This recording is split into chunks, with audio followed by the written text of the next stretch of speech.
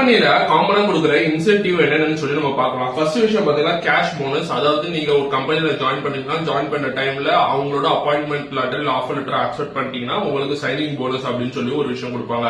Year ஒரு இயரும் முடிஞ்சோட உங்க performance base பண்ணி பெர்ஃபார்மன்ஸ் ரிலேட்டட் இன்சென்டிவ் இல்ல பெர்ஃபார்மன்ஸ் ரிலேட்டட் போனஸ் அப்படின்னு சொல்லி ஒன்னு கொடுப்பாங்க.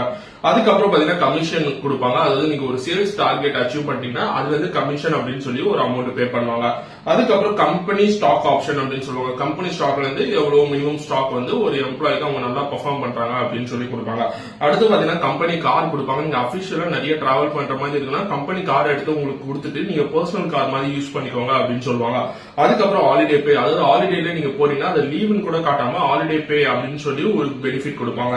கடைசி விஷயம் பார்த்தீங்கன்னா வவுச்சர் கொடுப்பாங்க. வவுச்சர் வந்து உங்க பர்சனல் யூஸுக்கு என்ன வேணுமோ நீங்க அந்த வவுச்சர் யூஸ் பண்ணலாம். சப்போஸ் வீட்டுக்கு என்னாச்சும் பொருள் வாங்குறது இல்ல ஹோட்டலுக்கு போய் நீங்க சாப்பிடுற மாதிரி இருந்தா மீல் வவுச்சர் அப்படின்னு சொல்லி கொடுப்பாங்க. இது மாதிரி ஒரு சில இன்சென்டிவ்னா நிறைய கம்பெனில கொடுத்துட்டு வராங்க. இது பேசிக்கான இன்ஃபர்மேஷன் எல்லாரும் தெரிஞ்சு வச்சுக்கோங்க. தேங்க்ஸ் ஃபார் வாட்சிங். Bye from Manikandan. Bye by.